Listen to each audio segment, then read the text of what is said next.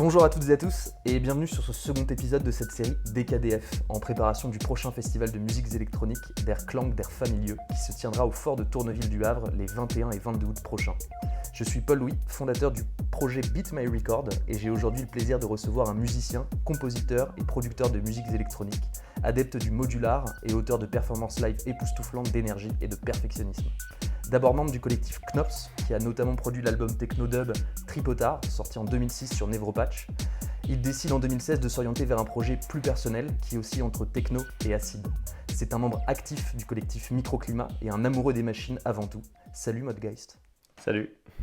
Modgeist, j'ai une première question pour toi. C'est quoi cette relation au festival que tu entretiens ? En fait, c'est assez particulier. Le festival, c'est quand même un moment qui est beaucoup plus festif et beaucoup plus lumineux en fait qu'une activité, on va dire, habituelle et annuelle du musicien en salle. Il y a ce côté quand même, il y a ce côté, le fait d'être en extérieur, d'avoir le soleil, d'avoir des gens qui vont rester là sur plusieurs jours. Ça crée une ambiance, une sorte d'émulsion, d'énergie particulière. Et ouais, ça en fait quand même un format assez unique qui donne toujours lieu à... Plus de créativité ? Plus de créativité ou en tout cas des choses hautes en couleur. Ça peut aussi être très dangereux parce que j'ai déjà fait des festivals où je joue le 3e jour et je suis pas dans le meilleur état après avoir dormi 2 jours en tente pour jouer. Ça peut être piège aussi, quoi. Mais c'est en tout cas vraiment des moments particuliers parce que c'est des moments en fait de vie plus intense, on va dire. Ouais. Et tu parlais à l'instant d'un souvenir où tu as joué un 3e jour. C'était moins glorieux que si tu avais joué le 1er jour. Si on te parle de festival, est-ce qu'il y a un souvenir en particulier qui te vient à l'esprit ? Alors, il y en a beaucoup. C'est bien. Un beau souvenir, c'était... Alors, c'est pas un joueur en techno, c'est un joueur avec un groupe dans lequel je fais partie d'un groupe qui s'appelle Punish Yourself. Et on a joué au Hellfest en 2019. Donc ça, c'est un souvenir quand même qui sera gravé, je pense, longtemps dans ma tête. On a joué en plus en début d'après-midi sur la scène Temple. Je sais plus quelle heure il était, il devait être 15h, quelque chose comme ça. Je me suis dit, bon, mais ça va être tranquille, quoi, début d'après-midi, l'apéro, les gens vont être posés. Bon, en fait, il y avait 8000 personnes à bloc. C'était assez dingue, ouais. Ça, c'était dingue. Et sinon, je pensais à un autre souvenir aussi qui m'avait pas mal marqué. C'est pas vraiment un festival, c'est un événement qui s'appelle Nowhere en Espagne, qui est en fait un événement inspiré par le Burning Man. Et voilà, là j'ai souvenir, j'ai joué 4-5 fois dans ce festival, dans cet événement, vu qu'ils appellent pas ça un festival.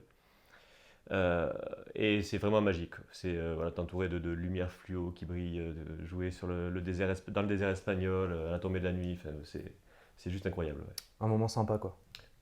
Sympa avec un grand S. Et on en parlait un peu en off tout à l'heure, du coup je vais reformuler ma question pour toi.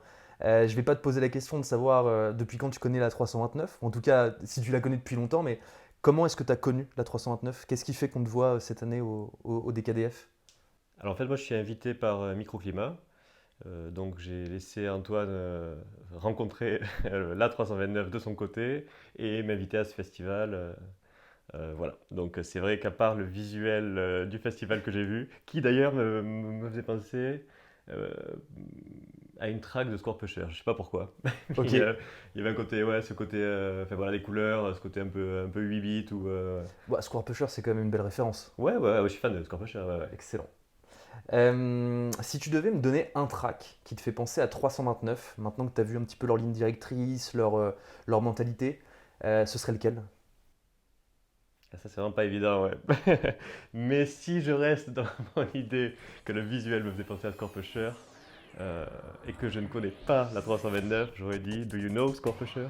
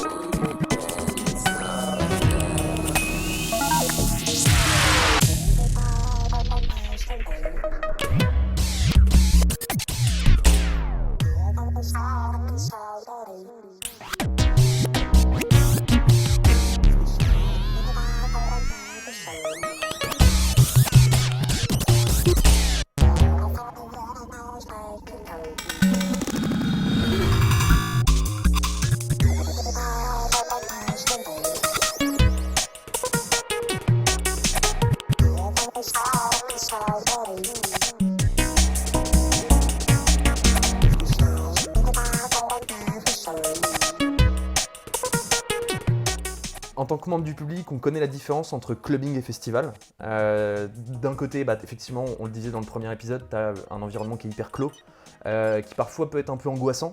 Et à l'inverse, on a un format qui est très aéré sur le festival. Et la question, c'est plutôt en tant qu'artiste cette fois-ci. On en parlait avec Nima dans le premier épisode, c'était plutôt là sur des DJ sets. Mais toi, en tant qu'artiste sur du live, qu'est-ce qui diffère entre clubbing et festival ? En fait, vraiment, pour moi, la différence principale, c'est vraiment même si dans un festival, on peut jouer la nuit, mais si je caricature, mais les premières choses, si tu me dis clubbing, après tu me dis côte à côte festival, clubbing, je vais avoir de suite clubbing, nuit fermée, festival, jour ouvert. Et si je prends moi en tant que performeur, en me disant je suis en live et je me mets dans ces deux situations, en fait, c'est vraiment très différent. Il y a quelque chose dans le clubbing, quelque chose de moite, de sombre, d'enfermé, de même au niveau qui est souvent en fait très dur. Enfin, moi, en fait, au modulaire, c'est une performance physique très épuisante. J'ai du mal à liver plus d'une heure. Parce qu'en fait, je suis très actif sur mes machines. Si je fais rien, il ne se passe pas grand-chose en fait. Donc, je suis obligé de bouger tout ça et de faire chauffer mon cerveau.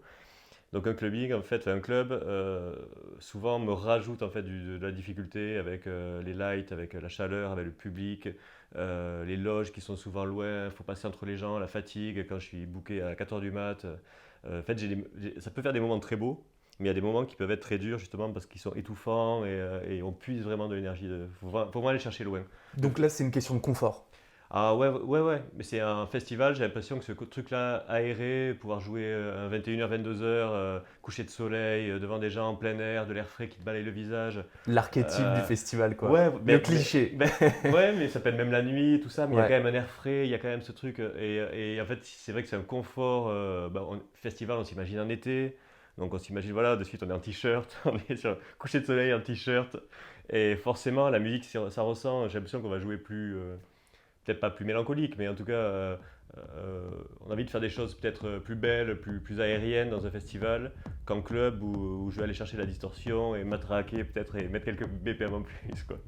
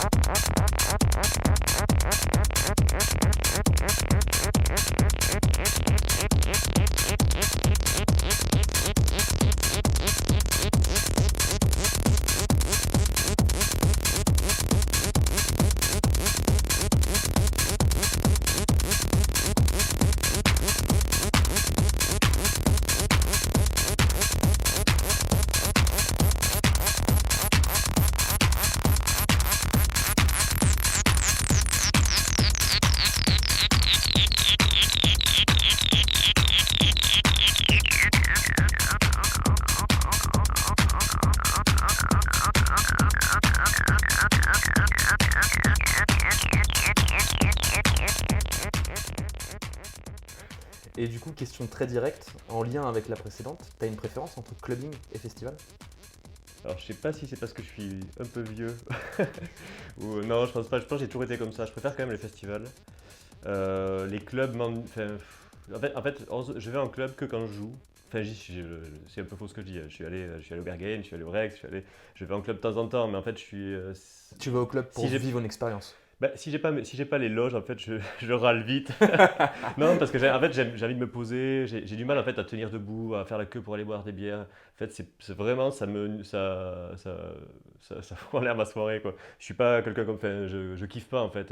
Aller la Concrète, que je suis allé en public, les 2 fois où je suis allé à la Concrète, j'ai détesté, quoi. Donc ouais, je vais dire vraiment festival. Festival, j'ai des super souvenirs de festivals en public, quoi. Et beaucoup moins de clubs en public.